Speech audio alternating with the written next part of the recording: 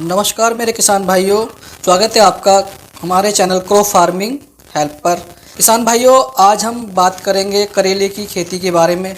जैसे जैसे गर्मी का सीज़न शुरू हो गया है तो इस वक्त सब्जियों की खेती किसान भाई ज़्यादा करते हैं। तो किसान भाइयों, आज हम करेले की खेती की जानकारी देंगे। तो किसान भाइयों, वीडियो शुरू करने से पहले कृपया आप हमारे चैनल को सब्सक्राइब करें और बेल आइकन प्रेस कर दें ताकि आने वाली वीडियो की जानकारी आप तक पहुँच सकें।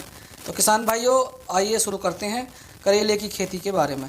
तो किसान भाइयों, फरवरी व मार्च के महीने में वैज्ञानिक तकनीक से करेले की खेती का करना बेहतर उत्पादन और मुनाफा प्राप्त करना एक बहुत अच्छा एक सरल माना जाता है। इसकी खेती के लिए अच्छी जल निकास वाली और 6.5 और 7.5 पीएस मान की बीज की मिट्टी काफ़ी उपयुक्त मानी जाती है। किसान भाइयों, कृषि वैज्ञानिकों के अनुसार करेले की फसल को मध्यम गर्म तापमान की आवश्यकता होती है। इसे ज़्यादा तापमान की आवश्यकता नहीं होती है। इसलिए करेले की खेती करने का उत्तम समय फरवरी और मार्च का महीना होता है। किसान भाइयों, इस समय फसल लगाने से बेहतर उत्पादन होता है। किसान भाइयों, करेले की रोपण बीज और पौधों दोनों विधि से कर सकते हैं। आप बीज से भी रोप सकते हैं और पौधे से भी रोप सकते हैं। किसान भाइयों, करेले से अच्छा उत्पादन प्राप्त करने के लिए गर्म और आर्द्र जलवायु की काफ़ी आवश्यकता होती है। फसल को बेहतर बढ़वार के लिए न्यूनतम तापमान 20 डिग्री सेंटीग्रेड और अधिकतम तापमान 35 से 40 सेंटीग्रेड के बीच होना चाहिए। किसान भाइयों, करेले को जनवरी से मार्च के महीने तक लगाया जा सकता है। किसान भाइयों, करेले में विटामिन और खनिज पदार्थ के साथ साथ ढेर सारे औषधीय गुण भी पाए जाते हैं, जिससे इसकी मांग हमेशा ही मार्केट में बनी रहती है। तो किसान भाइयों, अब हम आगे बात करेंगे इसकी प्रमुख किस्मों के बारे में। तो किसान भाइयों, करेले की प्रमुख भारतीय किस्मों में green long, Faizabad small, Jaunpuri, Jhalari, super कटाई, सफ़ेद लौंग, ऑल सीजन, हितकारी आदि प्रमुख किस्में हैं। किसान भाई इन प्रभेद की खेती करके और अच्छा उत्पादन प्राप्त कर सकते हैं। तो किसान भाइयों, आगे हम बात करेंगे खेत की तैयारी और उर्वरकों की कि किस प्रकार हम खेत की तैयारी करें और कौन कौन से उर्वरक डालें। तो किसान भाइयों, करेला लगाने से पूर्व किसान खेतों की जुताई अच्छे से करें और खेतों से खरपतवार निकाल दें।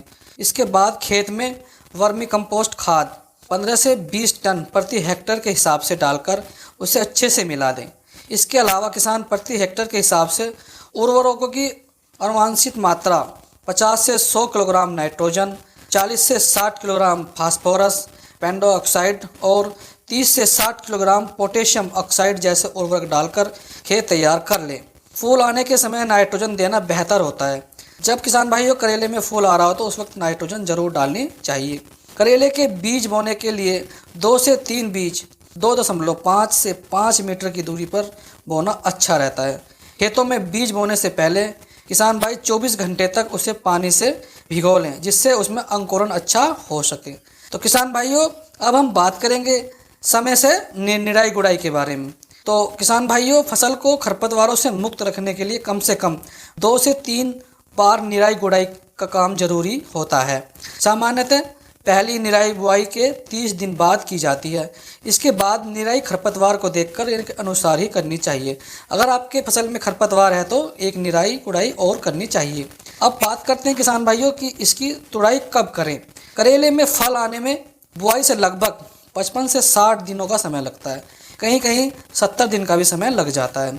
इतने दिनों बाद फल की तुड़ाई लगभग शुरू हो जाती है और इसके बाद किसान 2 से 3 दिनों के अंतराल पर तुड़ाई करते रहते हैं। तो किसान भाइयों, आज की वीडियो में यही जानकारी थी। तो कृपया किसान भाइयों, हमारे वीडियो को अच्छी लगी हो तो आप लाइक करें, शेयर करें, कमेंट करें और मेरा मार्गदर्शन करते रहें और मेरा सहयोग करते रहें। मेरे चैनल को सब्सक्राइब करें। कृपया किसान भाइयों, नमस्कार किसान भाइयों।